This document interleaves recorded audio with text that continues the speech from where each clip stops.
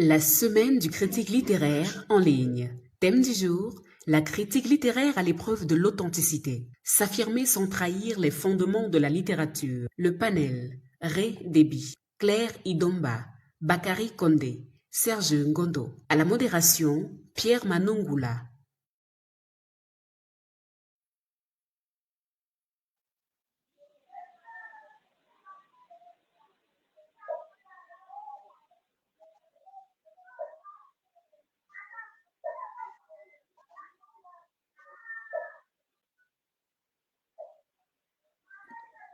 Bonsoir tout le monde.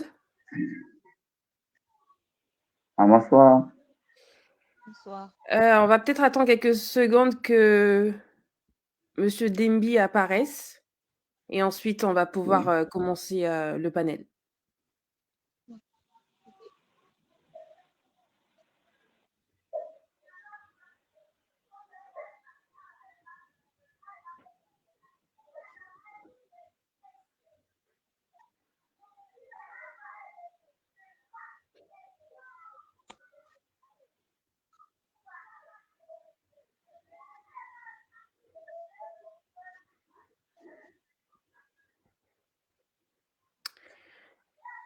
Bon, on va commencer parce que je sais pas, j'ai pas de visibilité sur les internautes. Déjà, merci d'être venu, d'avoir accepté l'invitation de la Sécrilo. Du coup, l'événement qui nous réunit, c'est la Sécrilo, qui est donc la semaine du critique littéraire online. Et nous sommes donc les premiers à ouvrir cette première édition. Et donc, dans ce panel, il y aura différents intervenants venant de différents pays et de différents médias également. Donc, il y aura Ray Demby, Claire Indomba, Bakary Condé et Serge Ngondo. Et le thème qui nous réunit aujourd'hui, qui est un thème d'actualité, qui n'est autre que la critique littéraire à l'épreuve de l'authenticité, s'affirmer sans trahir les fondements de la littérature. Je suis donc Pierre Manongoula, je suis médiatrice culturelle, artiste plasticienne, mais également critique littéraire. Et je vais donc modérer ce panel durant 1h30. Est-ce que tout le monde est présent? Il me semble que oui. On va peut-être passer aux présentations. Monsieur Demby, est-ce que vous voulez vous présenter?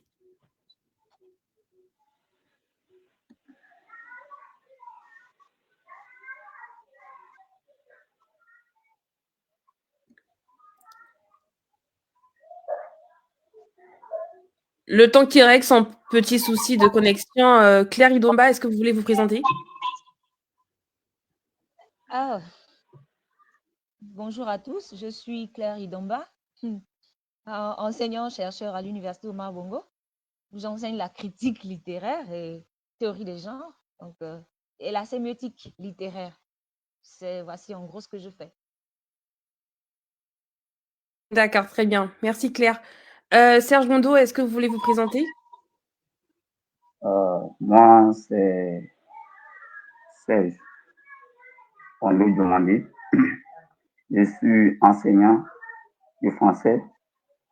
Je suis écrivain, auteur de 3 lettres, 3 œuvres littéraires, à savoir Queer Créature et une lecture critique de la cuisine. Et puis par la suite, j'ai apporté mon expertise sur un domaine bien précis, celui de faire des vidéos spécialisées sur l'analyse des œuvres littéraires de toute horizon, de tout genre. Donc, je fais un peu de tout. Voilà. Je suis écrivain, enseignant, et puis je fais un peu de vidéos sur la littérature. Et j'ai plus ou moins écrit un essai qui se dénomme Une lecture critique de la cuisine. Voilà. Je suis aussi spécialiste en littérature générale et comparée. J'ai eu un master en littérature générale et comparée à l'université et Fougon Koubali de Côte d'Ivoire. Voilà, donc, allons, voici un peu comment je peux présenter ma personnalité. D'accord, merci beaucoup. Je vais débuter avec la toute première question qui va juste paraphraser le thème qui nous réunit. Selon vous, qu'est-ce que l'authenticité en critique littéraire et est-ce qu'elle peut réellement exister ou il s'agit d'une notion complètement subjective? Je ne sais pas qui Au voudrait niveau de... commencer. Bon, Oui, Serge, tu peux j'élève y aller. plutôt comment? Ok. Je crois que l'authenticité dans le domaine de la critique, il s'agit de voir un peu l'originalité que la critique peut apporter sur, par exemple, des notions littéraires. Il s'agit de soit au niveau de l'analyse de l'originalité du texte, l'originalité du discours et l'originalité aussi de la thématique qui est abordée aussi dans, je peux dire, dans les ouvrages d'ordre littéraire. À mon sens, c'est en cela que j'appréhende la notion d'authenticité. Voilà. Merci. Alors, Claire? oui, la notion d'authenticité, je crois qu'il y a un écho. Oui, on a effectivement, on a un écho. Peut-être des écouteurs, je Qu'est-ce sais que je pas. fais? Peut-être des écouteurs, non? Oui, je les enlève. Oui, essayons de faire ça pour voir ce que ça va donner.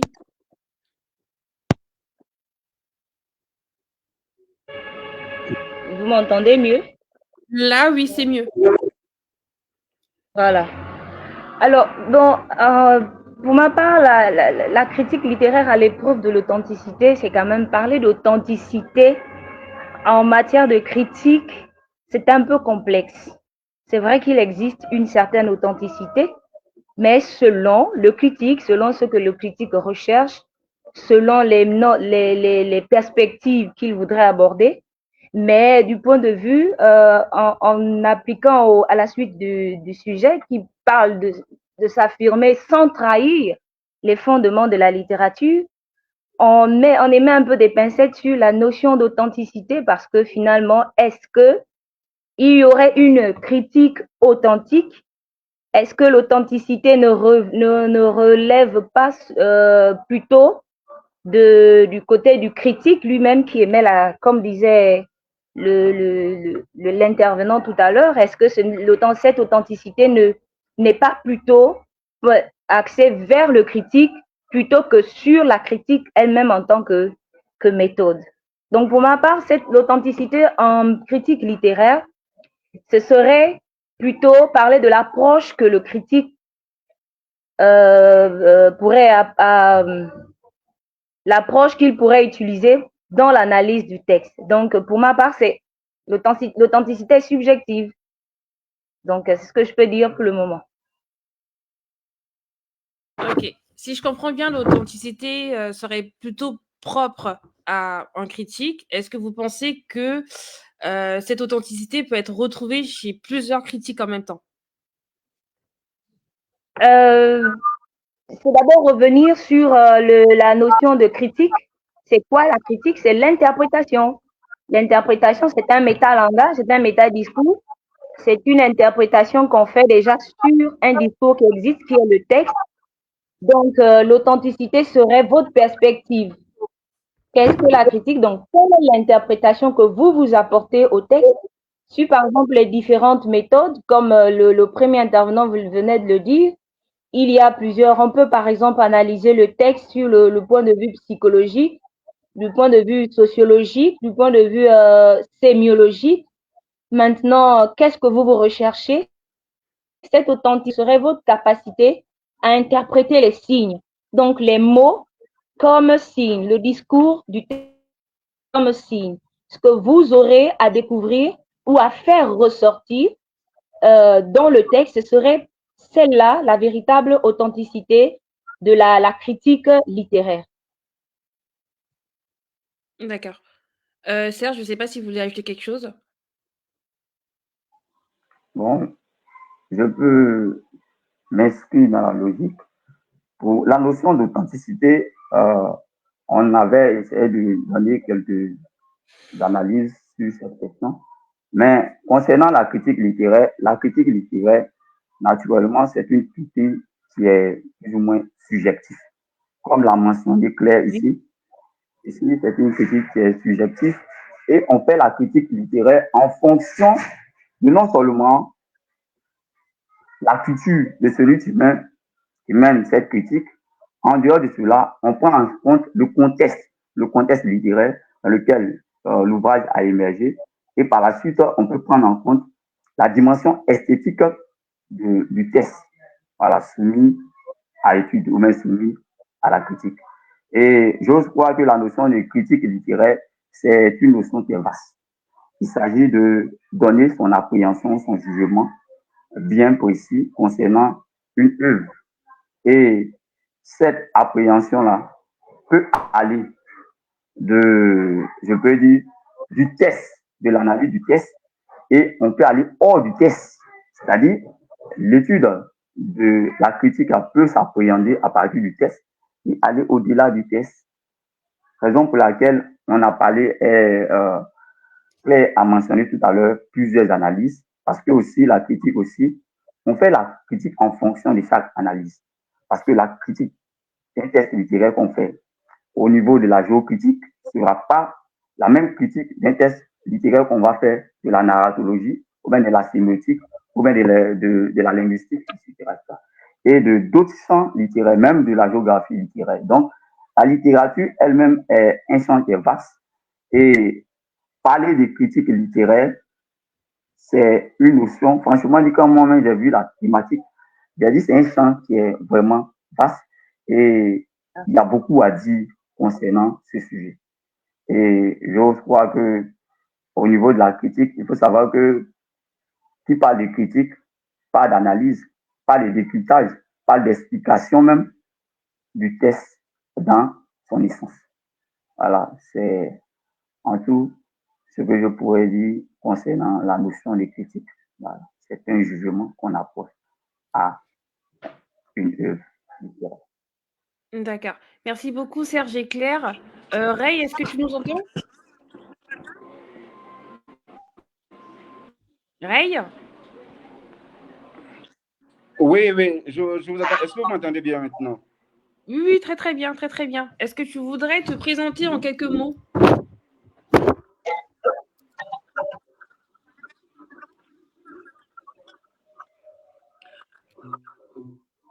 Bon, voilà, je suis Ray Ndébé, critique littéraire, analyste littéraire aussi, un des promoteurs de Acolyte. Donc, nous sommes en charge de l'organisation de la Sécrilo, semaine du critique littéraire online.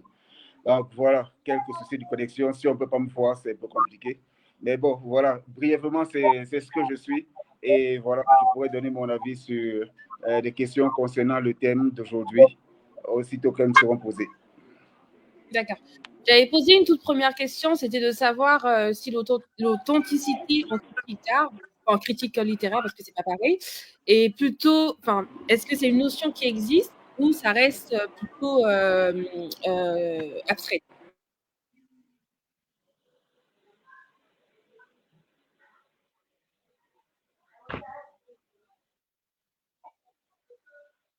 Ray? Bon. On va se le temps qu'il revienne. J'avais une deuxième question. C'était au sujet de la légitimité.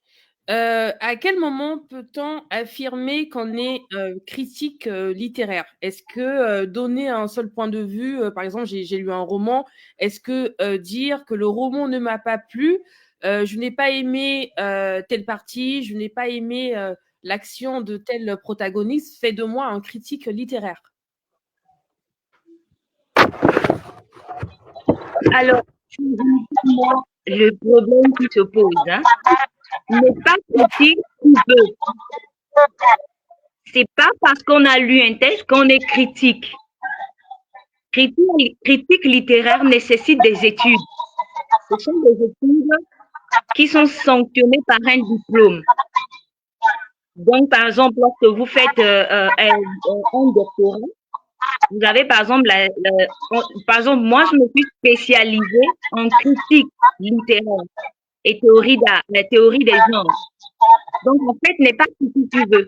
C'est justement la distinction qu'il faut faire entre deux verbes, donc émettre et faire. Lorsqu'on parle de critique, qu'est-ce que émettre une critique? Qu'est-ce que faire une critique? Émettre une critique, c'est donner son avis, donner son point de vue. Et ça, on n'a pas besoin, et ça, on se positionne du côté du lecteur, le lecteur lambda, qui n'a pas besoin d'avoir fréquenté un certain milieu, mais quelqu'un qui a un texte, il a lu, il peut émettre son avis. Mais lorsqu'on parle de faire une critique, cela relève d'une certaine méthode, d'une certaine science. Donc, il y a des outils, comme on le citait tout à l'heure là, à la première interrogation. Faire une critique, c'est engager tout un processus et quelques méthodes d'analyse. Donc, n'est pas critique qui veut, hein, n'est pas critique qui a lu.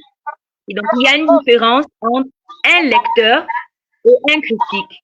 Le lecteur lira, il émettra un jugement. Mais le critique ne met pas des jugements de manière, comment il faut dire ça? C'est-à-dire dans tous les sens. Le critique, il va par exemple émettre un jugement du point de vue stylistique de l'auteur. En analysant l'écriture d'un auteur, en analysant la manière d'écrire d'un écrivain, il va faire une critique donc en étudiant tous les mécanismes stylistiques. Mais là, il va falloir déjà en amont avoir connu par exemple ce qu'on appelle la narratologie, qui sont des sciences de la littérature, qui étudie comment l'auteur écrit, quel est son style. Et ça, c'est l'élément le plus difficile. Sinon, on peut faire l'analyse thématique, qui est la critique thématique. Quels sont les thèmes que l'auteur a abordés?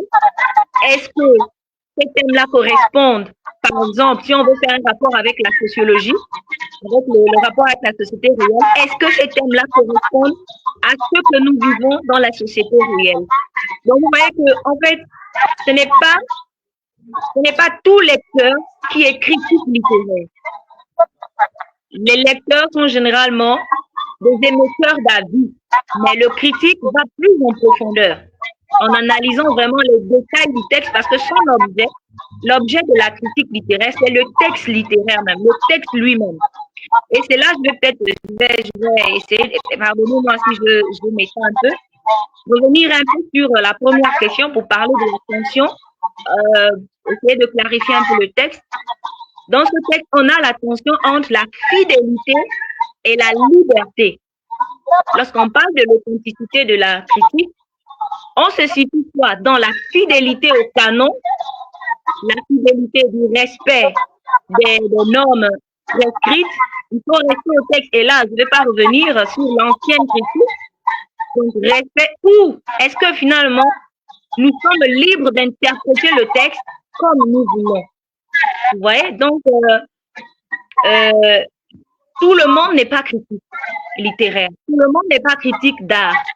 Par exemple, dans la critique d'art, il faut connaître les couleurs, la symbolique des couleurs. En sémiotique, par exemple. Qu'est-ce que les couleurs? Lorsqu'on prend, par exemple, un texte comme ça, la 4e de couverture, déjà, nous informe. Donc, il faut connaître le langage. Pourquoi l'auteur a choisi ce titre? Pourquoi telle couleur sur la couverture? Pourquoi? Parce que derrière chaque signe, ce que Roland Barthes appelle signe, il y a tout un discours. Donc, je vais laisser la parole à l'autre intervenant pour... mais sinon, on n'est pas critique qui veut. Ce sont des études qu'il faut faire. Okay. Merci Claire, je reviendrai sur le propos. Serge?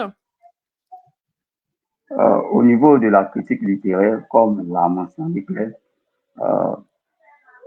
la plupart du temps, nous sommes dans un monde où tout le monde s'autoproclame critique littéraire.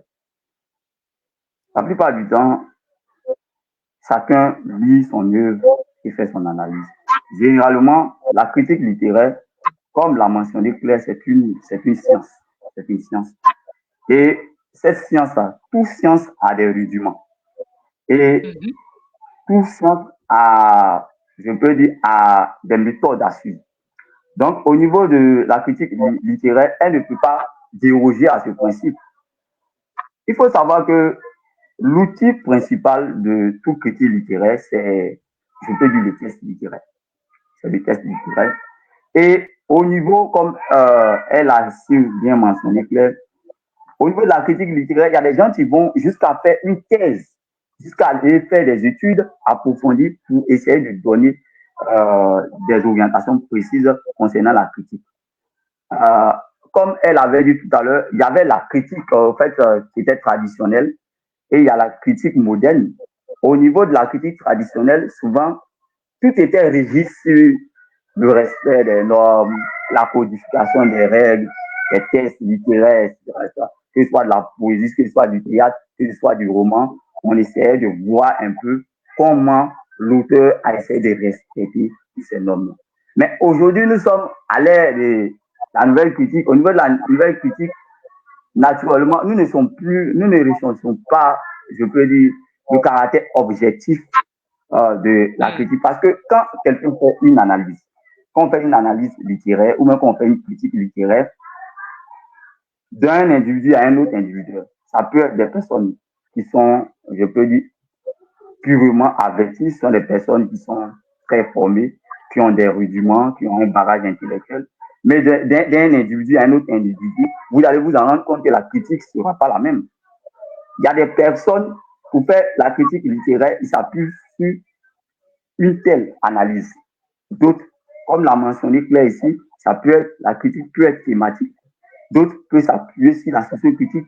D'autres peuvent s'appuyer sur la géocritique, qui est moi ma spécialité. D'autres peuvent s'appuyer sur la génétique littéraire et pas mal de ça.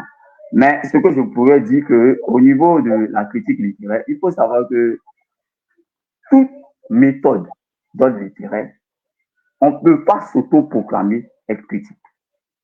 Le critique littéraire, c'est quelqu'un qui a plus ou moins, qui est bien formé, qui connaît la littérature, qui est cultivé, et en fonction de sa culture et de sa connaissance du champ littéraire, peut à la fois se prononcer sur la portée esthétique de telle ou telle œuvre. Mais quelqu'un qui n'a pas, c'est vrai, un simple lecteur qui achète une œuvre au marché, qui fait une analyse sur le texte, n'est pas, je peux dire à mon sens, n'est pas critique, dans la mesure où, plus ou moins, son analyse s'appuie généralement sur quel rudiment. Or, si c'est quelqu'un qui a un bagage universitaire, un bagage, je peux dire, il peut analyser le texte littéraire sur un angle bien donné et donner, je peux dire, l'authenticité de cette critique-là. Et la plupart du temps, il faut savoir que le critique littéraire, c'est celui-là qui donne l'onction à l'ouvrage.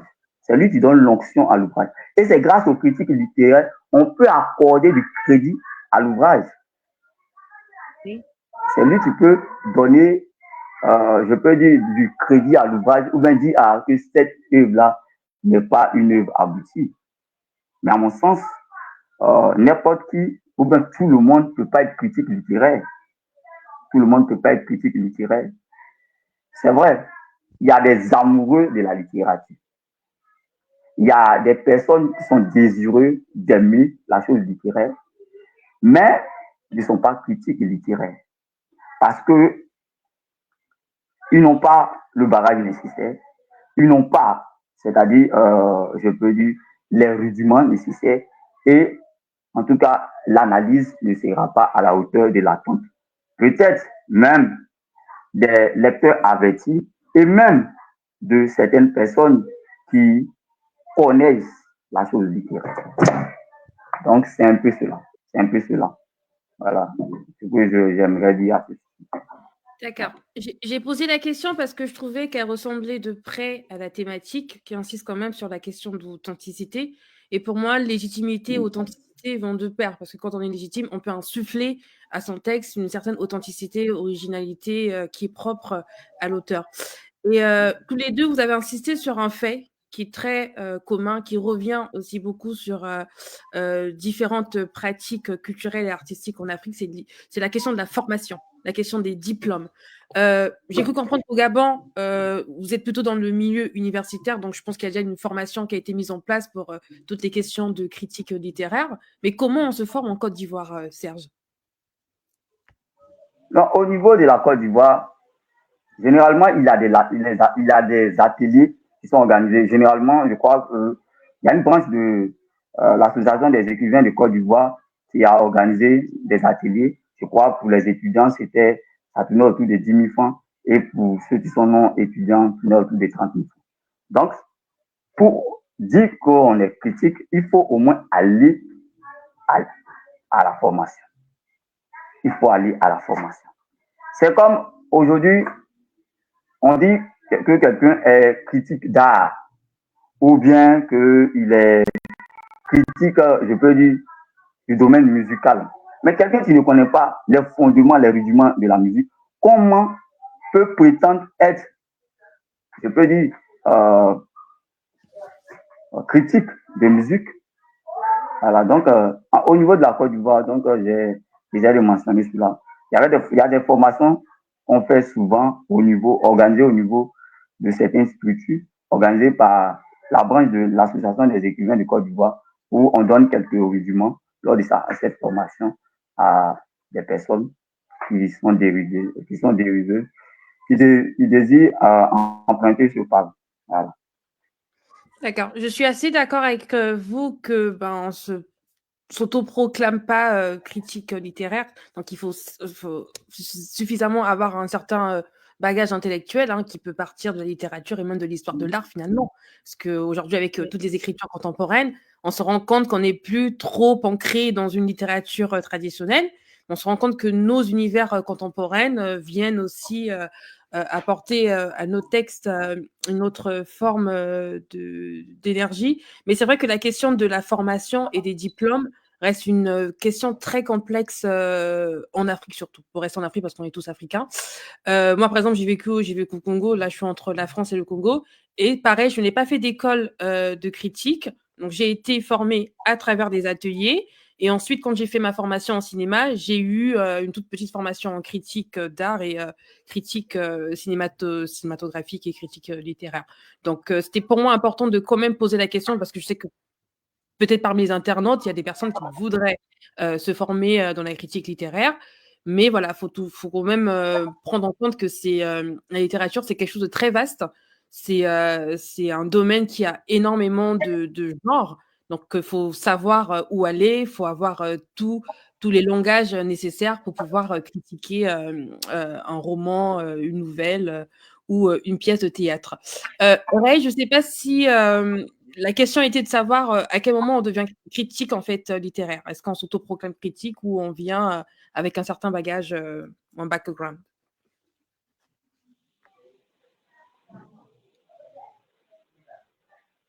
Ton micro est coupé. Le micro est coupé. Oh, sorry. Ouais, je dis critique littéraire, c'est vrai qu'il faut se former. Ça, c'est très important. Déjà, il faut connaître les bases, il faut connaître les rudiments de la chose. Maintenant, il y a une ouverture aux livres, à la littérature, parce que les livres sont divers. C'est vrai qu'il y a une méthode qui peut être enseignée. On peut dire, bon, on étudie, on regarde tel aspect, tel autre, puis tel autre. Maintenant, il y a une ouverture et l'une des plus grandes plaintes qui arrive en ce moment concernant la critique littéraire, c'est ce manque d'ouverture, justement. Parce qu'on se dit, OK, j'ai des diplômes, je suis allé à l'université, et j'ai étudié ma littérature jusqu'en master ou autre chose là. Donc, maintenant, je peux dire que je suis critique littéraire. Mais qu'est-ce qui permet de dire qu'on est critique littéraire? Déjà, il y a un regard particulier qu'on a sur la littérature. Il y a une culture particulière qu'on a sur la littérature. Sinon, si on n'associe pas tous ces éléments, ce qu'on va faire, c'est prendre à chaque fois un livre différent et lui appliquer le même système en fonction des écoles, parce qu'il y a plusieurs approches, il y a plusieurs méthodes. Mais toujours est-il que quand on a certaines bases, on va maintenant entreprendre de lire, sans empiéter sur le thème de demain. Par exemple, donc, il faut lire. Et lire maintenant, ça veut dire être passionné. Il faut passionnément lire, pas intellectuellement uniquement. Mais je veux même dire que le côté intellectuel, il apparaît, il est moindre quand il est question de lecture maintenant et qu'il n'est plus juste question de diplôme, de type d'approche ou bien d'autres choses. Donc, il faut se former, oui, mais il faut s'ouvrir à chaque livre parce que chaque livre a son identité et dans le thème, je crois qu'il y a le mot authentique. Donc, il y a l'authenticité. Et l'authenticité n'est pas uniquement celle qui va rendre un critique légitime de par son niveau intellectuel. L'authenticité est aussi celle qui va permettre de reconnaître qu'un livre qui a été lu est lu selon ce qu'il a produit, ce livre-là, et non lu selon des méthodes qu'on va juste lui imposer. Donc, il y a cette authenticité-là aussi déjà. Donc, à l'épreuve de l'authenticité, c'est aussi à l'épreuve du livre. Est-ce que le livre est reçu déjà dans sa lecture? Est-ce qu'on comprend ce qui est écrit? Est-ce qu'on a la capacité d'analyser? Là, maintenant, vous pouvez prendre toutes vos méthodes, vous les mettez d'abord de côté et vous vous posez une question. Est-ce qu'on est capable d'analyser ce qui est écrit avant de produire un jugement particulier? Il y a des choses que la formation ne donne pas. C'est pourquoi c'est une formation qui n'est pas arrêtée. Et j'ai entendu tout à l'heure parler des ateliers qui sont organisés. Oui, ces ateliers sont continus. Il faut en organiser continuellement parce que plus les auteurs ont de la créativité, plus les critiques aussi doivent améliorer leur capacité à intégrer ce qui leur est proposé. Il faut de la formation, certes, mais il faut beaucoup d'ouverture d'esprit pour pouvoir laisser à chaque livre son originalité. Sinon, on aura des résultats comme ceux qui créent beaucoup de conflits en ce moment entre les critiques et la scène littéraire, à savoir, les livres ne sont pas vraiment lus ou alors les livres sont jugés selon ce que d'autres personnes ont trouvé comme qualité ou défaut en fonction d'un intérêt ou d'un autre. Oui, ben, à la base, la formation est nécessaire. D'accord, merci. Je vais réagir à ce que Ray disait au sujet de la lecture. Ailleurs, c'est très facile de trouver des livres. On a la FNAC, on a Amazon et autres. Mais quand on est au Cameroun, quand on est au Gabon ou quand on est en Côte d'Ivoire, à part trouver des livres à la sauvette dans certains marchés, où est-ce qu'on lit? Comment fait-on pour lire justement pour cultiver cette culture de la critique? Bon, oui. D'accord. La question concerne le Cameroun ou bien c'est une question ouverte? La question concerne tous les pays, on peut commencer pareil. Il n'y a pas de souci, ensuite on va aller chez Claire. Sorry, d'accord. Ok. Ouais, bon, pour lire, déjà, je crois que les livres, on en trouve partout. Les livres, on en trouve partout et la lecture demande véritablement qu'on s'arrête sur ce qu'on tient devant soi. Parce que quand on lit, on est tellement... être cultivé, c'est bien, mais parfois, c'est un défaut. Parfois, être cultivé... Ok. Et là tu m'entends? On m'entend? Et là, on m'entend? Ok, d'accord. Donc, je disais parfois être cultivé, être très cultivé, ça peut être un souci si on ne peut pas se détacher de ses lectures précédentes ou de ses attentes de lecture. Ce qu'il faudrait faire, c'est chaque fois qu'on a un livre devant soi, c'est le lire dans son contexte. Le contexte dans lequel il est écrit, ça veut dire ce qui se passe à l'intérieur de ce livre, se produit à l'intérieur de ce livre et les éléments qui sont dans ce livre, on doit pouvoir les relever comme des éléments propres au contexte que l'inspiration de l'auteur lui a permis de proposer. Maintenant, des endroits où on peut aller, je veux dire que la lecture, d'abord, elle est individuelle. Elle commence par là. Maintenant, on peut se faire accompagner. Il y a des ateliers qui sont organisés partout. Acolyte, par exemple, organise des ateliers de creative reading pour accroître ce que nous appelons l'intelligence de lecture et arriver à voir par-delà ce que l'on croit, par-delà ce qu'on entend, mais pratiquement, presque exactement ce que l'auteur a écrit. Dans des endroits où on lit, je peux dire qu'il y a des bibliothèques, il y a des associations littéraires, il y a des cafés littéraires aussi ces groupes qui se forment et puis qui décident de discuter autour d'un livre. Il naît souvent de très belles idées de ces rencontres. Ben, je crois que ça va un peu dans ce sens-là. Il y a pas mal d'initiatives qui sont mises en place pour la lecture. D'accord. Merci, Ray. Claire? Bon, c'est tout à l'heure en rigolant que c'est un problème en Afrique. Il y a est-ce qu'on lit, quoi lire, comment lire? En fait, il y a toutes ces petites questions-là qui surgissent un peu lorsqu'on parle du livre. Au Gabon, on lit depuis ces dernières années. Je crois que le niveau a plus ou moins évolué parce qu'il y a plusieurs initiatives qui sont mises en place dans les écoles primaires, déjà dès le primaire, dans les écoles, dans les lycées, avec des classes, donc des centres de lecture. Et à l'université, beaucoup plus aujourd'hui, surtout dans le domaine des lettres dans lequel je suis, parce que on est obligé de pousser les gens à lire parce que je ne suis peut-être pas d'accord avec M. Ndébi qui parle de trop lire, c'est peut-être quelque chose. Je dis, mais la lecture, c'est un plaisir. Je dirais même la surabondance de la lecture, c'est un plaisir, c'est quelque chose de magnifique. Donc, au Gabon, on lit et aujourd'hui, avec les programmes universitaires, on est obligé, surtout dans le domaine de la littérature comparée, dans la branche dans laquelle je me suis spécialisée, l'une des branches dans laquelle je me suis spécialisée, on ne peut pas lire un livre seulement. Il faut lire au moins 2 livres. C'est-à-dire que si j'ai lu un texte sur la colonisation dans le contexte gabonais, il faut que je lise au moins un livre sur la colonisation dans le contexte camerounais, encore mieux dans le contexte ivoirien, pour voir si la colonisation est appréhendée partout ailleurs de la même manière. Donc, vous voyez que ce travail de lecture-là, c'est quelque chose. En fait, il faut même devenir boulémique, il faut devenir accro à la lecture. Mais, je veux dire, je vais quand même revenir sur quelque chose. Tout à l'heure, M. Ndébi parlait de la réception des textes. C'est quelque chose de très important. Comment on reçoit la lecture, comment on reçoit les textes qui sont écrits. Mais la réception dépend aussi vraiment du travail du critique.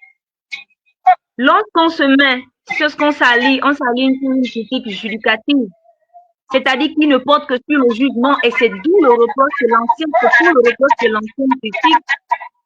On refusait de lire le livre. En Afrique, je ne sais pas comment ça se passe ailleurs, mais ici au Gabon, ceux qui s'autoproclament critiques littéraires lisent plus le livre en fonction de la vie de l'auteur. On ne peut plus aujourd'hui lire un texte en fonction de est-ce que je connais cet auteur ou est-ce que je ne le connais pas. C'est fausser toute la portée même et tout le sens même du texte littéraire. Donc la réception, je dirais que le travail du critique est vraiment fondamental parce qu'il propose quelque chose qui n'est pas ce que l'auteur. Et là, Umberto parle de la mort de l'auteur. Lorsqu'un texte est sur le marché, l'auteur n'existe plus. C'est le critique qui fait son travail. Donc, il est libre de prendre, de tirer le texte dans tous les sens, de le renverser, de le retourner dans tous les sens et de faire de ce texte ce qu'il veut. Donc, nous, ici, au Gabon, on lit, on s'efforce. C'est vrai que la culture n'est pas encore, c'est pas comme en France, mais on ne lit pas aussi à cause de la cherté du livre. En Afrique, le livre coûte cher. Au Gabon, le livre coûte excessivement cher. Que ce soit le livre qui vient de l'étranger, que ce soit le livre autochtone, il coûte excessivement cher. Donc, si vous avez dépensé 9 000 francs pour un texte, vous gagnez, je ne sais pas si vous serez motivé à faire un second texte. Donc, vous allez vous stagner sur ce texte-là. Donc, vous voyez que c'est toutes les difficultés qu'on a vraiment, et l'accès au livre. L'accès au livre aussi. De notre côté, je parle du contexte gabonais. on a encore un problème d'accès. Le livre n'est pas accessible à tout le monde. Même lorsqu'on impose, par exemple, des lectures aux étudiants pour des programmes d'études, on est toujours tenté de rechercher le livre. S'il n'est pas en ligne, de passer la commande, le temps de le recevoir, mais le temps du travail est passé. Donc, vous voyez qu'on lit, mais ce n'est pas encore au rythme qu'il faut, quoi. Donc, c'est dû à l'accès au livre et à la cherté du livre. C'est ce que je peux dire dans le Gabon. Ok, merci beaucoup Claire. Diomandé, est-ce que vous voulez rajouter quelque chose? Bon, au niveau de la Côte d'Ivoire, on assiste ces dernières années à une floraison de l'implantation de certaines maisons d'édition qui existent un peu partout en Afrique. Mais le véritable problème au niveau de où trouver les livres, c'est le véritable problème même je peux dire, de la lecture en Afrique. Parce que la plupart du temps, il existe des bibliothèques, je peux dire, de façon physique. Mais à l'intérieur de ces bibliothèques-là, il n'y a pas d'ouvrage. Donc, la plupart du temps, en Côte d'Ivoire et partout même en Afrique, le problème, il est commun. C'est-à-dire, il existe des bibliothèques du nom. Mais à l'intérieur de ces bibliothèques-là, il n'y a pas d'ouvrage à l'intérieur. Ça, c'est un.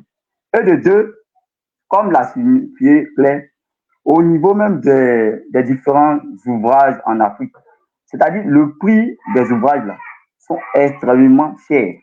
Pour nous qui enseignons, par exemple, dans les lycées, il s'agit le prix même des ouvrages. Certains enfants même là, ont des difficultés même pour avoir de quoi manger chez eux à la maison. Tu ne vas pas dire à ces enfants d'acheter des ouvrages qui sont à des prix vraiment, je peux dire, peu recommandables. Donc, il faut que, c'est vrai, on retrouve il y a des activités qui sont menées un peu de partout. Il y a des ateliers littéraires qui sont menés. Et récemment, il y aura plusieurs événements qui seront animés. Et même au mois de mai, il y a le Salon international du livre d'Abidjan qui sera organisé pour que ce soit des universitaires, tous les amis du livre pourront participer. Mais ce n'est pas là le problème. Le problème, en dehors de ces activités comme le Salon international du livre, le meeting organisé par certains structures à Abidjan, il y a un problème. Il y a un problème qui est majeur. Il y a un problème qui est majeur. En dehors de ces ateliers, de ces salons, comment l'apprenant peut se procurer le livre? C'est ça le problème. Parce qu'il arrive dans certaines localités en dehors même des bouquinistes qui vendent, excusez-moi du terme, les vieux ouvrages. Mais on te parle, lors du coup, quand un enfant entend parler d'un écrivain comme Alain Mabankou, un écrivain comme Kalice Béala, les écrivains récents. Mais l'enfant même là, il entend parler du nom, mais il n'a jamais vu l'une de ses œuvres. Donc, c'est-à-dire, au fait, toi, tu prêches dans le désert, en quelque sorte. Donc, pour avoir accès aux livres, que ce soit dans le domaine universitaire, que ce soit au niveau scolaire, au niveau préscolaire, il y a vraiment, vraiment des difficultés pour avoir accès aux livres. Mais néanmoins, tous les amoureux du livre, ils organisent des ateliers, ils organisent des cérémonies, ils organisent des émissions pour inciter les apprenants au livre. Mais la question de la lecture en Afrique reste le nerf de la guerre. Ça, c'est un problème. On peut tout dire, hein? On peut tout dire. On peut avoir l'amour de la lecture. Mais souvent, il y a certains apprenants qui disent, je veux lire, mais comment faire pour avoir ces livres-là? Ça, c'est un. Deux, il y a la question de moins. Donc, il y a certaines difficultés qui font que, en dehors même, que ce soit les réalités africaines sont quand même les mêmes réalités un peu partout. C'est vrai, il y a la volonté d'amener l'apprenant en ligne, Mais ce sont des difficultés qui font que l'apprenant, même avec toute sa volonté, ne peut pas adonner à la lecture. L'enfant préfère prendre son téléphone portable et puis bon, essayer de s'amuser. Donc, souvent, il faut essayer d'analyser notre réflexion sur d'autres angles pour essayer de non seulement, c'est vrai, on peut parler de oui, il y a des ateliers on organise, il y a des salons on organise, il y a des meetings on organise, mais quand vous partez à ces meetings, ce n'est pas tous les enfants qui ont accès à ces lieux-là. Parce que la plupart du temps, chez nous en Côte d'Ivoire, la plupart des événements se déroulent dans la capitale. Moi, je ne réside pas dans la capitale. Vous comprenez? Je ne réside pas dans la capitale. Donc, il y a plusieurs questions qui font que les apprenants, en fait, ne s'adonnent pas à la lecture.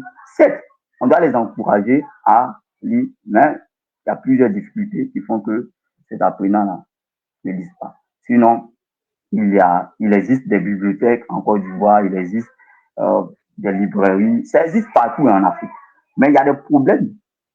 C'est la question non seulement de comment se procurer l'ouvrage et de comment avoir les moyens pour acheter l'ouvrage.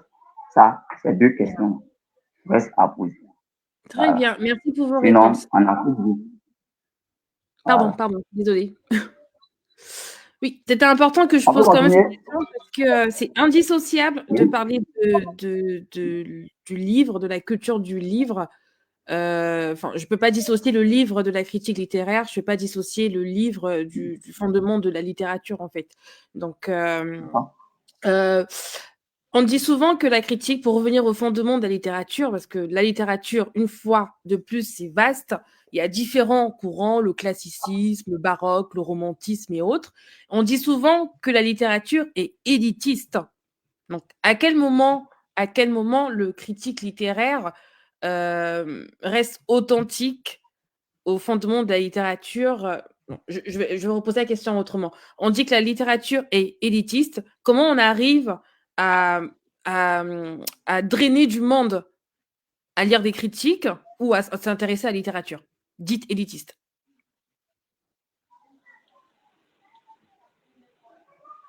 Claire, je ne sais pas si vous voulez commencer. Oui, Comment, pardon, vous pouvez répondre la question, comment attirer du monde? On dit que la littérature elle est vaste, ça on le sait très bien parce qu'on parcourt quand même différents courants. La littérature n'est pas née d'aujourd'hui. Comment on fait pour rendre un art élitiste moins élitiste sans effacer les fondements? Je ne sais pas si c'est clair, c'est un peu compliqué la question. C'est clair, mais en fait, pour ma part, c'est quand même erroné de parler de littérature élitiste parce que la littérature commence dès le bas âge. Toute la littérature, même les petits livres qu'on note à la maison, à partir du moment où un enfant commence à écrire, à partir du moment où un enfant commence à lire, même par le manuel scolaire, on est dans la littérature. Donc, ce qu'il faut, c'est que dire que et là on parle du lecteur modèle et des différents types de lecteurs. Donc, si on est dans la qualité des lecteurs, du lectorat, quel est le type de lecteur? Si on prend les jeunes du lycée, ce que les jeunes du lycée lisent, ce n'est pas ce que les universitaires lisent. Ce que les universitaires lisent, ce n'est pas nécessairement ce que les hommes politiques, entre eux, lisent. C'est pour dire que tout ce qu'on fait est d'abord littérature. Maintenant, comment amener nos enfants ou encore amener le plus grand nombre de personnes à aimer la lecture, à aimer la littérature? Mais c'est par l'initiation. Tout est initiative et on le fait déjà. Il y a l'écho, hein? Bon, vous m'entendez? Il faut peut-être couper le micro, en fait. Je ne sais pas si c'est à cause Ok, de ça. après, problème. Merci. Voilà. Donc, dès le bas âge, on est déjà dans les lycées, le primaire déjà, on est dans la littérature.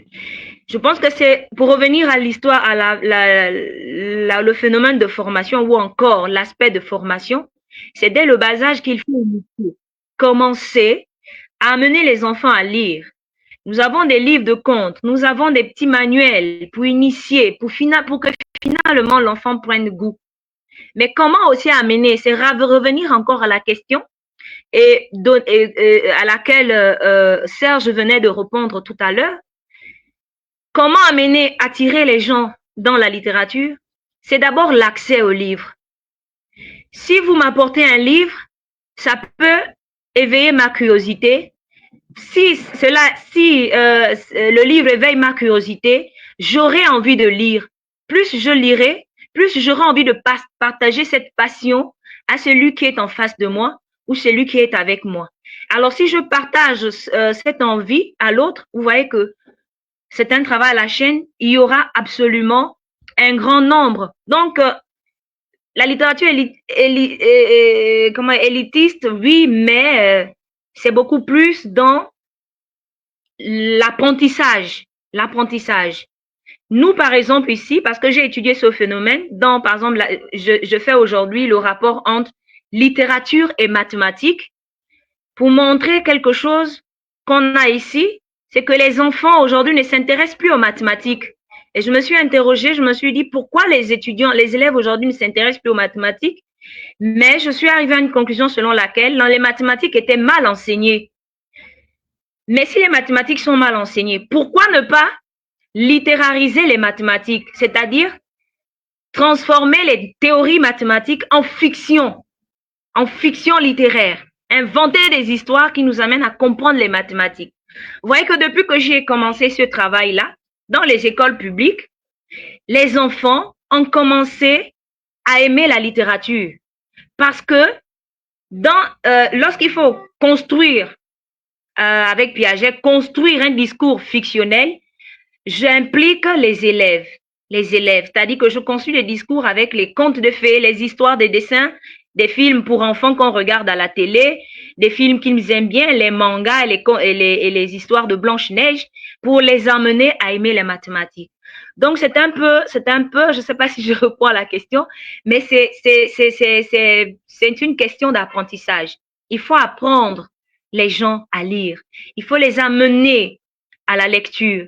Et pour les amener à la lecture, c'est toujours revenir à la question de la disponibilité du texte. Est-ce que le texte est accessible? S'il est accessible, vous distribuerez les livres. On distribue les livres. Il y a des gens, par exemple, des auteurs ici. Par exemple, chaque année, il y a un festival du livre des arts gabonais, le Filiga, qui est organisé chaque année. Et d'ailleurs, même cette année, c'est le Cameroun qui est pays invité d'honneur. Et nous souhaitons déjà la bienvenue à nos confrères camerounais pour ce festival. Mais lorsque c'est l'année dernière, c'était la Côte d'Ivoire, tous les écrivains de la Côte d'Ivoire qui sont arrivés, ils ont laissé les traces. Ils ont pour chacun laissé au moins un exemplaire de leurs ouvrages. Mais ces ouvrages remplissent les bibliothèques. Et vous voyez qu'aujourd'hui, par exemple, on a plus d'appels de la part des établissements qui ont compris qu'il faut vraiment initier les enfants à la lecture, mais ils adhèrent. Pourquoi? Parce que ceux qui arrivent de l'étranger et les écrivains du Gabon, à chaque fois que le festival est terminé, ils font des dons de textes. Et lorsque le texte est là, le texte éveille la curiosité de l'apprenant. Donc, parler de littérature élistique, je ne m'inscrirai pas trop là-dedans parce que il y a tout un niveau. La lecture se fait par niveau.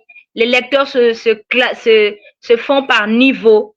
Le niveau primaire n'est pas le niveau universitaire, n'est pas le niveau secondaire. Donc, si on veut amener les gens à lire, je crois qu'il faut commencer par la base. Et c'est le travail des enseignants que nous nous efforçons à faire ce travail ici. Ok. Juste pour revenir à l'idée de concilier mathématiques et littérature, est-ce que d'un côté, vous ne désacralisez pas les fondements de la littérature pour rester dans la thématique? Non, parce que je reste toujours dans la fiction. Vous savez, l'un des fondements de la littérature, c'est d'abord la fiction.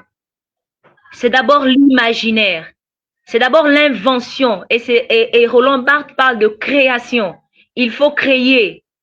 Donc, je fais un discours, une lecture mathématique de la fiction et je fais également une lecture fictionnelle des mathématiques.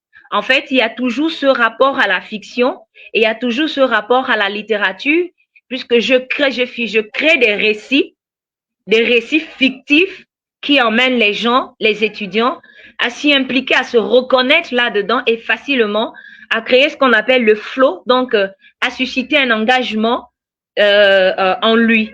Donc, je crois que je reste toujours sur l'un des fondements de la littérature, qui est la puissance même de la fiction. D'accord. Et du coup, si je suis votre raisonnement, je prends un exemple tout bête, je suis critique littéraire et je dois critiquer votre manière de faire. Est-ce qu'il faudrait que j'ai également un bagage mathématicien ou pas du tout? Quand même, parce que pour comprendre ces choses, par exemple, j'arrive aujourd'hui à factoriser un discours. Le discours sur le féminisme, par exemple, ou le discours sur la femme, par exemple, est facteur de l'appréhension de la société, de ce que dit la société, de ce que dit la famille et de ce que dit l'époux. Donc finalement, en termes mathématiques et en termes, si on parle de factorisation, on peut factoriser ce discours. On peut même géométriser un discours. Ça dépend maintenant du texte que vous avez en face de vous. Mais donc, finalement, il faut quand même avoir des bases en mathématiques. Je suis pas très bonne en mathématiques, j'ai une formation en littérature, mais il m'a fallu suivre des tutos et suivre des cours pour bien comprendre comment ça fonctionne en mathématiques et finalement, comment transposer les mathématiques ou encore comment transposer la fiction en formule mathématique. Donc oui, il faut nécessairement avoir quelques b.a.-ba, comme on le dit, en mathématiques pour pouvoir exercer cette théorie-là. Parce que c'est une théorie que je mets en place et je l'ai entamée lors de mes travaux de recherche en thèse. Maintenant, je suis en train de poursuivre. Donc, c'est une théorie qui rentre aussi dans la critique. Autant on peut faire une critique sociologique, on peut faire une critique psychologique d'un texte. Aujourd'hui, on peut faire une critique mathématique d'une fiction. D'accord. Donc, en somme, le fait que vous ayez choisi en partie les mathématiques répond aussi à la question de l'authenticité, finalement. Oui, exactement. Exactement, oui. Mais cette authenticité est subjective. Il y en a qui n'apprécient pas les mathématiques, qui trouvent que les mathématiques n'ont rien à voir avec la littérature. Ouais, c'est toute l'authenticité même de cette théorie, de cette approche théorique. Super, très bien. Merci Claire. Serge, j'ai une question. Vous êtes beaucoup dans l'éducation par le numérique à travers les vidéos justement que vous faites. Et j'avais une question. En quoi ou comment le critique littéraire comment la critique littéraire peut évoluer à l'ère du numérique sans justement détruire les fondements de ce qu'est la littérature?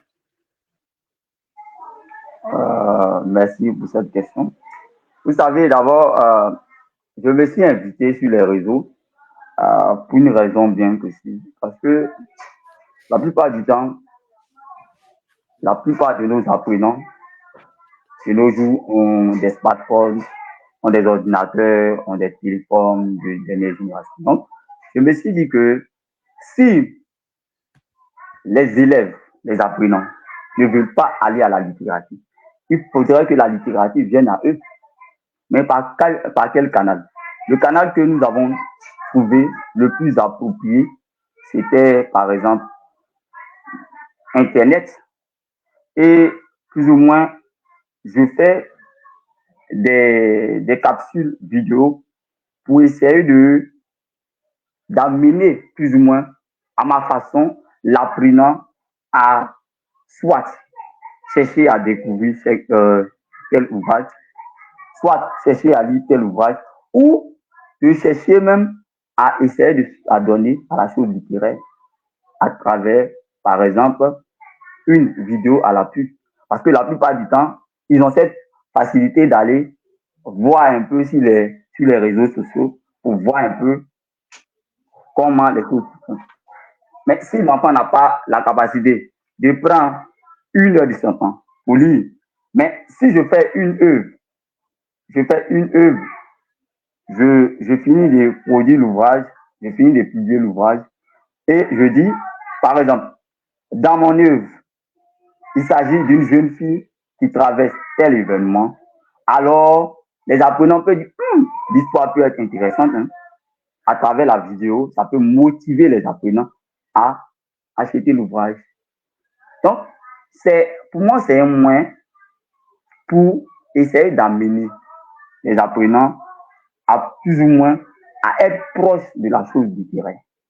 Parce que beaucoup de ces apprenants sont beaucoup TIC, ils s'adonnent, ils sont plus sur TikTok, sur Facebook, sur Insta, sur ces différents réseaux. Donc, je fais généralement des vidéos sur Facebook et sur TikTok. Et ma page est dénommée le Club des littéraires. Et chaque fois, généralement, je poste des vidéos où je parle de la littérature. Ça peut durer environ 5 minutes. Et j'apporte mon analyse, soit sur une œuvre littéraire. Et aujourd'hui même, j'ai fait une vidéo pour faire la promotion de l'événement de ce jour. Donc, la vidéo est disponible sur ma page, le Club des littéraires. Donc, on peut essayer de s'adonner à la chose littéraire par plusieurs moyens. Comme elle a mentionné tout à l'heure, elle a dit il faut essayer de mathématiser la littérature. Ah, ça, je crois que l'approche de Claire est originale. Parce que moi, dans mon mémoire de master, j'ai travaillé sur une lecture géocritique de la cuisine. J'ai essayé de monter comment à la cuisine. C'est quelque chose d'extraordinaire. Et moi-même, étant garçon, j'ai compris beaucoup de phénomènes qui se déroulent dans la cuisine par le biais et par le canal d'un roman ou même des œuvres même qui parlent de la cuisine. Mais l'œuvre sur laquelle je me suis appuyé, il s'agit de Comment cuisiner son mari à l'africaine de Kalis Béala. Et j'ai compris comment, à travers l'espace de la cuisine, on peut parvenir plus ou moins à séduire son homme. En fait, l'ouvrage, j'ai fait sortir plusieurs éléments qui, en tout cas, qui m'ont valu, en tout cas, une bonne note lors de ma soutenance. Voilà. Donc, la littérature peut aller, je peux dire, au contact de plusieurs autres, je peux dire, domaines. Parce que moi, j'ai fait la littérature comparée et ma spécialité, c'est la géocritique. Et Claire, en mon sens, je crois aussi, elle aussi, elle est dans ce domaine de la littérature comparée, raison pour laquelle elle fait un voyage. Parce que nous, les comparatistes, on est libre. On a cette capacité de nager dans l'espace et dans le temps. On est libre.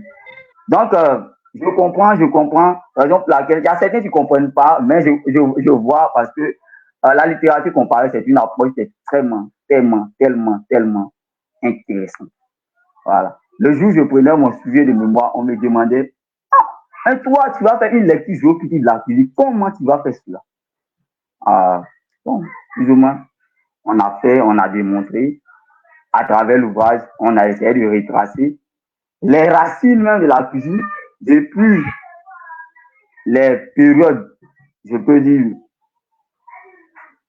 passées avant Jésus-Christ jusqu'à ce qu'on revient au moins à la société actuelle.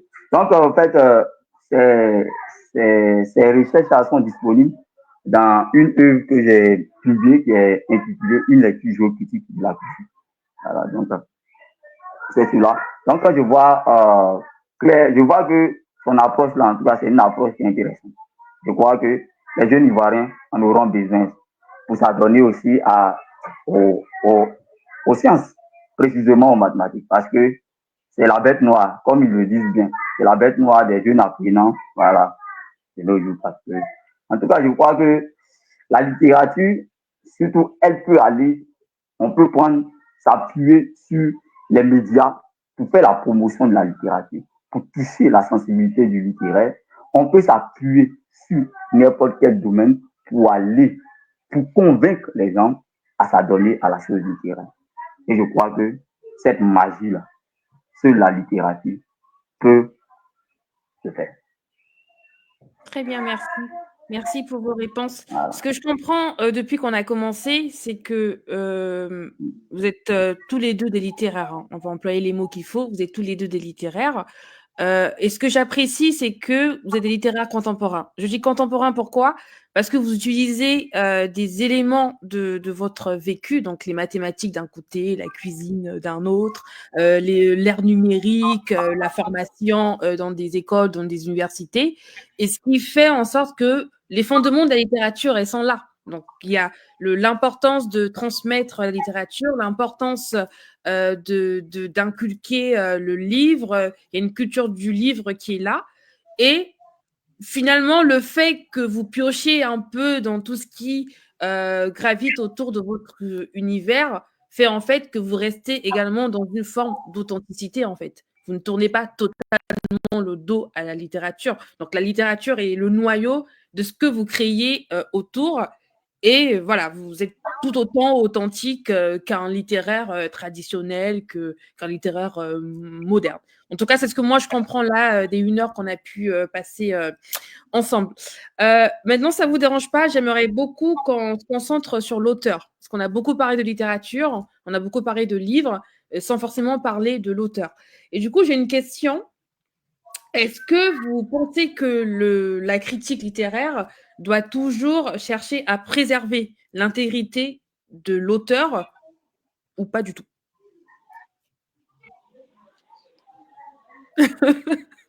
Oui. Je peux commencer. Oui, allez-y, commencez. À mon sens, je crois que la critique même n'est pas portée sur l'auteur. La critique est portée sur son œuvre. Il faut rectifier cela. Parce qu'il y a des gens, je ne sais pas s'ils ont un problème avec l'auteur en question, c'est son œuvre qui vous intéresse.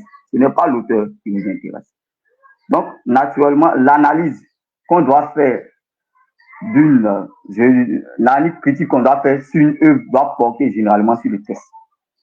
Savoir l'originalité du texte, est-ce qu'il respecte les fondements de la stylistique, la grammaire est respectée, est-ce qu'il respecte plus ou moins tout ce qui est esthétique, tout ce qui est valeur, tout ce qui est fondement d'un genre bien précis, que ce soit de la poésie, que ce soit du théâtre, que ce soit du roman, est-ce qu'on respecte cela?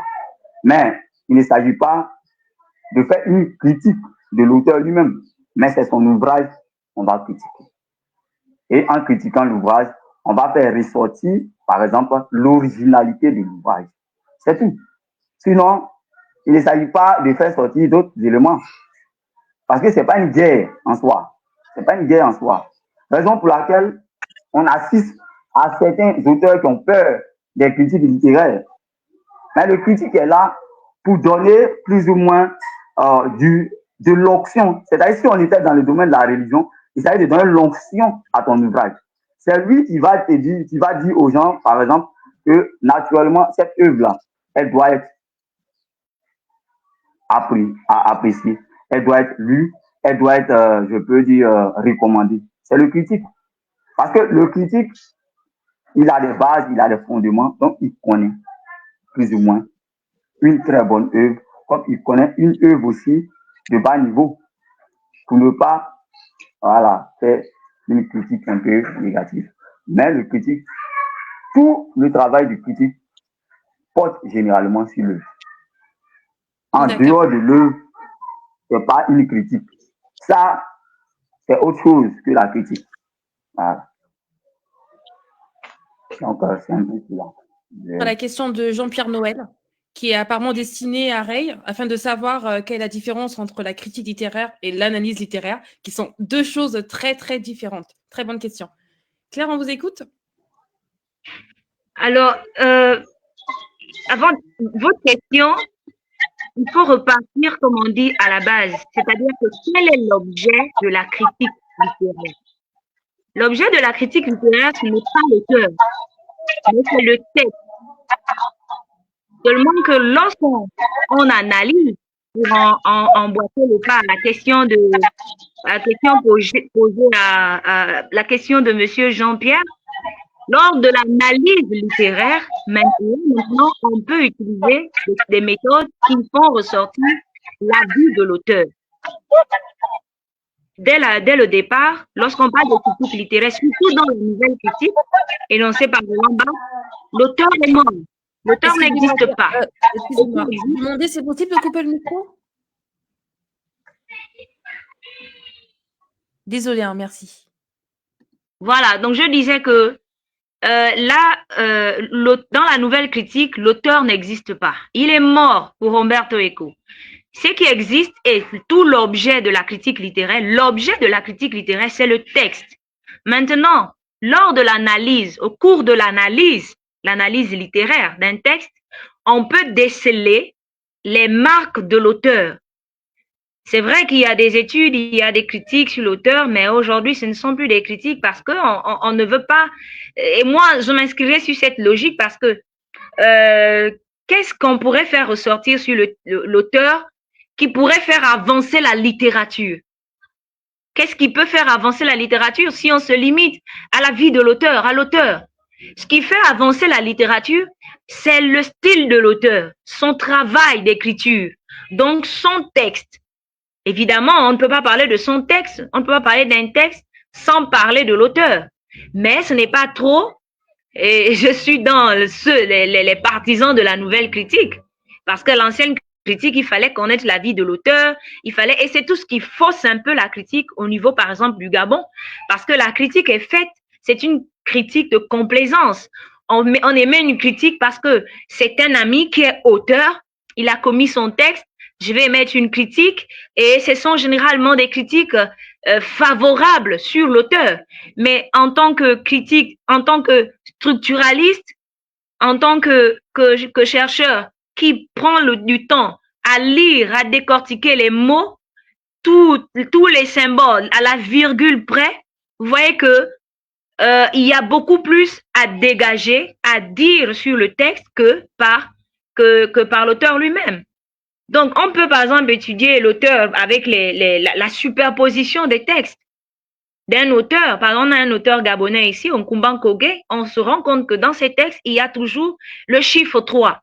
Au bout de 3 textes, on peut commencer à interpréter, à parler maintenant de cet auteur pour parler, par exemple, des mythes obsédants. Mais si on a un texte qui a un auteur qui a un seul texte et on voudrait faire de cet auteur un héros, moi, je suis un peu, voilà, je préfère parler de l'objet du texte, de l'objet de la critique qui est à proprement parler le texte. Donc, je m'inscris pas trop sur cette perspective de l'auteur. Pour moi, l'auteur est mort. Pour moi, l'auteur est mort. Il est présent lorsque je dois présenter le texte. Ce texte est de tel auteur, il est de telle origine, il écrit dans un contexte. Et puis, ça va pour moi. Mais ce qui m'intéresse, c'est la qualité de sa plume, la qualité de ses thèmes, la qualité de toute la poétique qu'il mettra en œuvre pour commettre son texte. Donc, c'est ce que je peux dire concernant le texte. D'accord. Merci beaucoup, Claire et Serge. Ray, je ne sais pas si tu veux répondre à la question ou enchaîner avec la réponse de Jean-Pierre, sachant qu'il nous reste que 16 minutes. Et j'aurais une dernière question à poser avant de clôturer.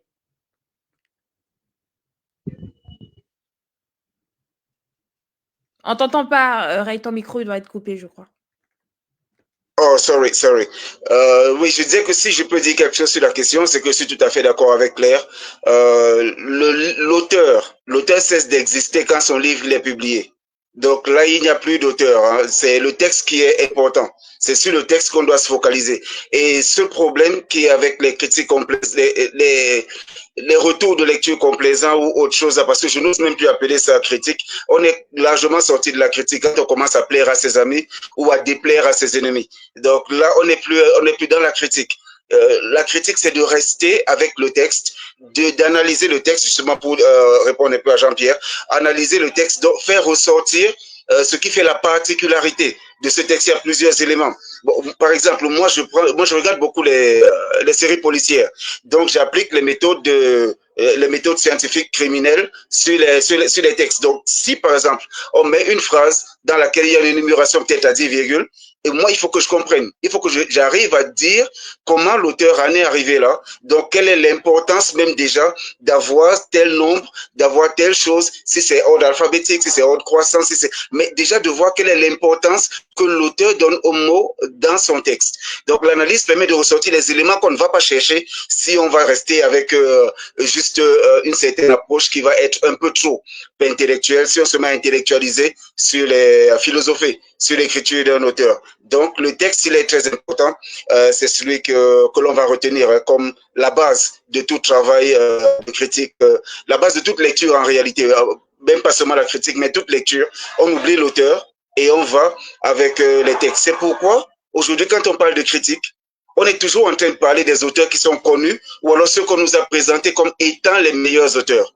Et on regarde très peu à d'autres écritures qui, elles aussi, ont un fond qui est très fort, parfois même plus fort que ce qui est présenté. Donc, le texte, il est très important de se focaliser sur le texte et surtout de faire évoluer la mentalité, de sortir de tous ces petits sentiers qu'on a tracés, qu'on va suivre. Que tant que le texte est conclu, il ne va pas faire l'objet d'un intérêt. Donc, il faut vraiment aller plus loin que toutes les barrières ou toutes les voies qui ont été imposées. Voilà. D'accord, très bien. Merci, Ray. J'avais une dernière question. Enfin, j'ai une dernière question. C'est celle de savoir quels sont les dangers ou les pièges de la critique qui cherche à être authentique. Est-ce qu'il y a des dangers? Ray voudrait peut-être commencer si tu as la réponse. Bon, il est parti. Claire, tu voudrais réagir peut-être? Est-ce qu'il y a des dangers? Bon, je ne sais pas s'il y a des dangers, mais à partir du moment où on peut parler de comment il faut parler?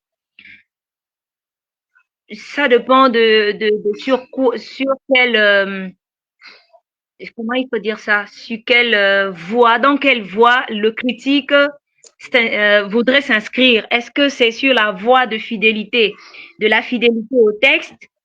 Si il y a fidélité du texte en fonction des canons d'interprétation préétablis, par exemple dans l'ancienne critique, il y a danger parce que vous ne devez pas franchir un certain seuil.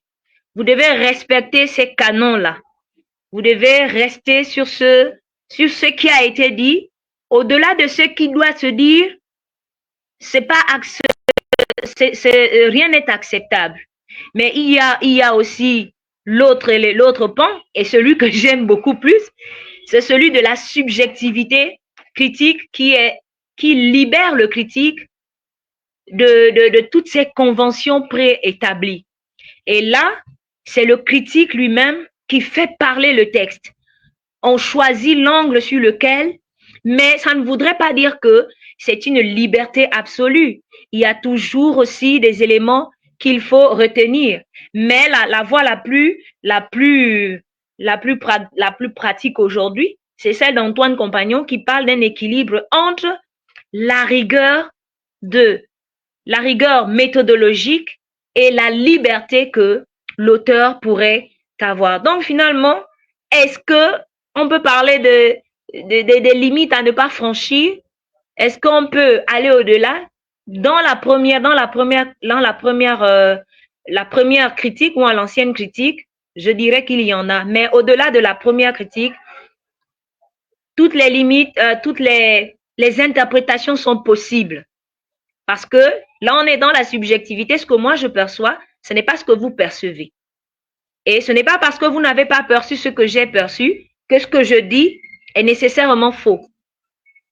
Ce n'est pas faux parce qu'à partir du moment où j'ai des arguments pour justifier ce que je dis, donc ce que je dis peut être acceptable. Donc, pour ma part, c'est relatif. C'est relatif, ça dépend des écoles, comme disait Déby tout à l'heure. Ça dépend des écoles, ça dépend des pensants, de vos pensants, et ça dépend de tout ce qui vous entoure. Que je peux dire. Très bien. Est-ce qu'un autre panéliste voudrait répondre à la question ou peut-être répondre à la question d'un des internautes qui dit devenir critique littéraire implique plus qu'une simple lecture. Ah, le commentaire a fui, je ne peux pas le terminer. Alors, Ray, est-ce que qui voudrait répondre à la question? Vous voulez que je la répète peut-être? S'il te plaît, tu peux reprendre la question parce que j'ai pas pu suivre la question. Donc. Alors, ma question, c'était... Faut que je la retrouve. Quels sont les dangers ou les pièges de la critique qui cherche à être authentique? Est-ce qu'il existe des pièges ou des dangers? Oui, bon, les dangers de la critique qui cherche à être authentique, c'est surtout de... il y a beaucoup de bruit chez Serge, s'il peut couper son micro.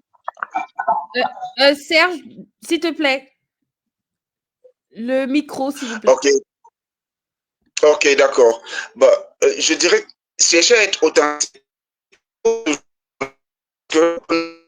et la vie de personne. Quand je dis la vie de personne, c'est qu'on vient donner son propre avis sur quelque chose qui est là, qui a déjà d'autres avis. Et si ça se trouve que votre avis est contraire à un avis déjà qui court déjà partout, un avis qui... Bon, je prends par exemple les prix littéraires, parce que c'est là que ça découle souvent. C'est de là que ça découle souvent. Les prix littéraires ont l'avantage ou alors ont la faveur des critiques à un moment particulier. Mais maintenant, si vous prenez un livre qui est reconnu comme très grand, immense, illustre, et vous dites de façon authentique, avec des arguments clairs, concrets, qui sortent du texte, que ce texte-là, telle ou telle autre insuffisance, bah, vous serez traité de ceci ou de cela, vous serez regardé de travers. Et parfois, des gens vous diront, comme il m'a déjà été dit, quand on aura certains événements, on ne vous invitera pas parce que vous êtes contre un certain type d'idée, parce que vous êtes contre ceci. S'il y a des délégations à faire pour voyager, bon, on ne va pas vous introduire parce que vous êtes toujours en train de dire le contraire de ce que les gens disent. Non, je vais rejoindre Claire. On ne dit pas le contraire de ce que les gens sont en train de dire. C'est juste qu'on fait des lectures. Et quand vous faites une lecture et vous dites ce que cette lecture est, et vous avez des arguments clairs pour cette lecture, vous avez des arguments qui sortent du texte, votre argumentaire, il est légitime. Il est tout à fait légitime. Le danger, je ne veux même pas parler de danger parce que si on parle de danger, on va supposer qu'il y a une partie dominante. Et si on parle de risque, on va supposer qu'il y a une partie dominante et à laquelle on doit obéir. Si on n'obéit pas, on ne fera pas partie. On ne sera pas du voyage, on ne fera pas partie des bonnes grâces, on ne sera pas dans les bonnes grâces et bonnes faveurs. Non, mais c'est qu'il faut rester authentique. Le mot authentique, il est très important pour le futur, pour construire la littérature. Et si nous voulons construire une littérature dont nous rêvons, nous devons travailler à être authentiques. Samedi dernier, lors d'une rencontre, moi je posais une question toute simple. Pourquoi on a cessé d'être authentique? Après quoi on court aujourd'hui? Après quoi de quoi a-t-on peur?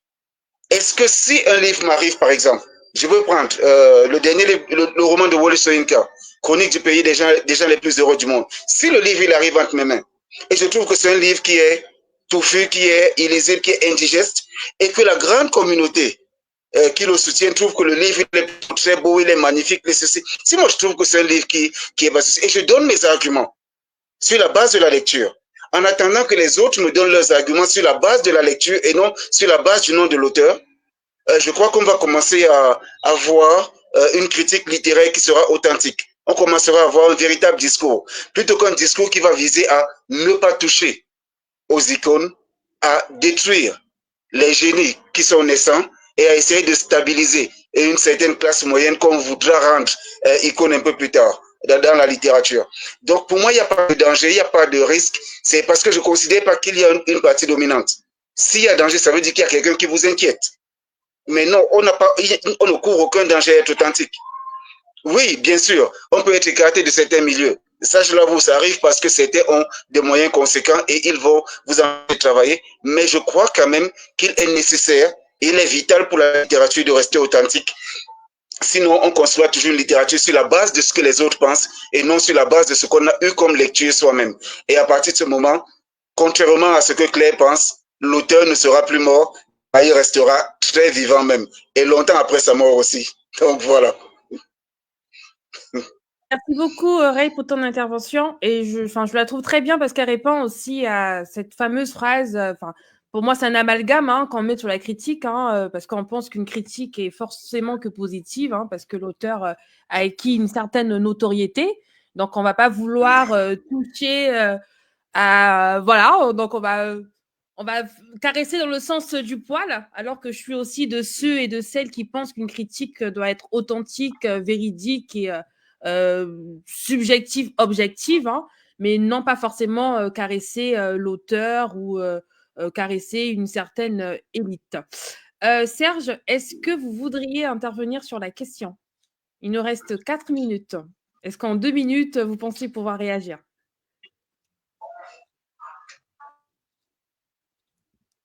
Votre micro est coupé, je crois.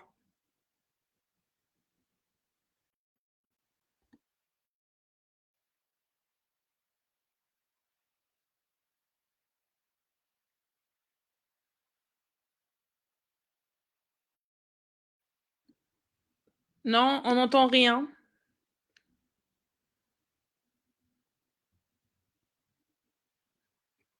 Vous l'entendez, vous? Je n'entends rien. Non, pas du tout, on ne l'entend pas. Ok. Bon, je vais peut-être conclure.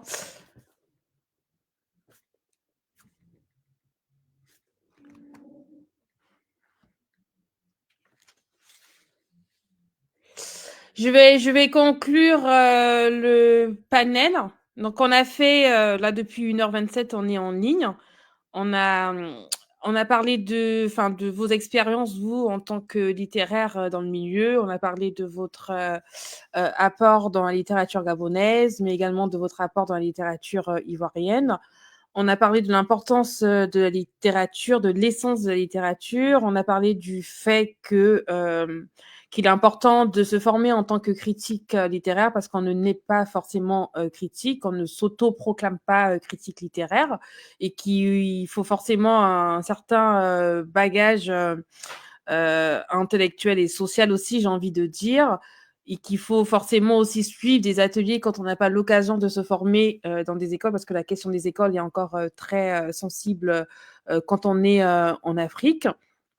On a parlé aussi du fait qu'il était important de lire, même si Ray semblait ne pas être très d'accord avec, avec cette question. Mais bon, la lecture, elle reste quand même très importante quand on veut pouvoir critiquer un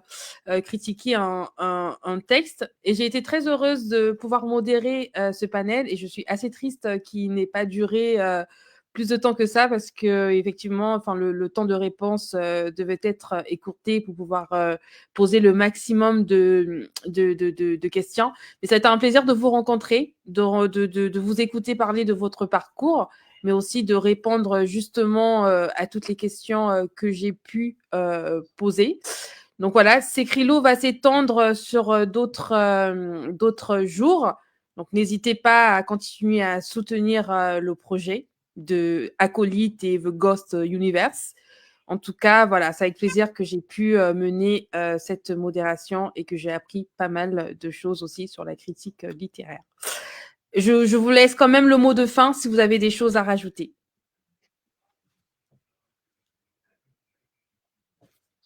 Claire, je ne sais pas si vous voulez encore commencer. Je crois qu'il y a Serge qui est en train de parler, mais on n'entend pas ce qu'il dit. Ah, Serge, on n'entend pas ce que vous dites. Parce que je vois. On n'entend pas.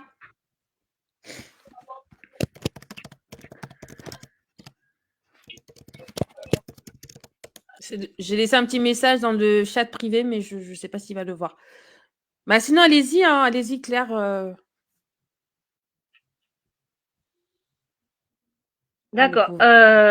Ben, c'est un plaisir. Merci beaucoup pour le groupe. Merci pour l'initiative parce que c'est pas très, c'est vrai qu'il y a des débats littéraires sur la toile, mais du point de vue critique, vraiment, c'est le premier d'ailleurs auquel je prends part. Ça a été un moment enrichissant et merci beaucoup et j'espère que ça va s'éterniser, ça va se poursuivre avec d'autres. Et j'espère être également informée à temps parce que la petite histoire, excusez-moi, je prends quelques secondes parce que j'ai reçu l'appel vraiment en retard. Les inscriptions étaient déjà closes et je remercie les membres de ce groupe qui ont bien voulu me rajouter à la dernière minute, même pas la dernière minute, la minute était passée. Donc, merci beaucoup pour ce que vous m'avez permis de faire. Merci beaucoup. Merci beaucoup, Claire. Ray, est-ce que tu voudrais dire quelque chose pour clôturer?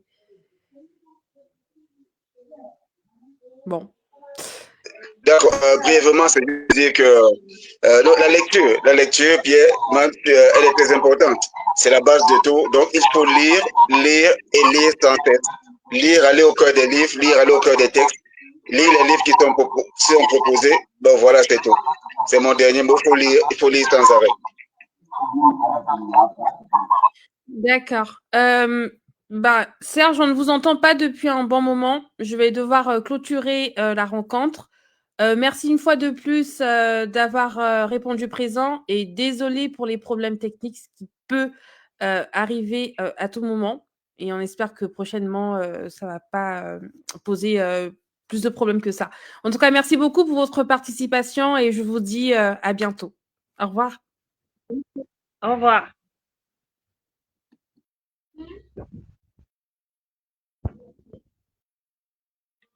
La semaine du critique littéraire en ligne. Thème du jour, la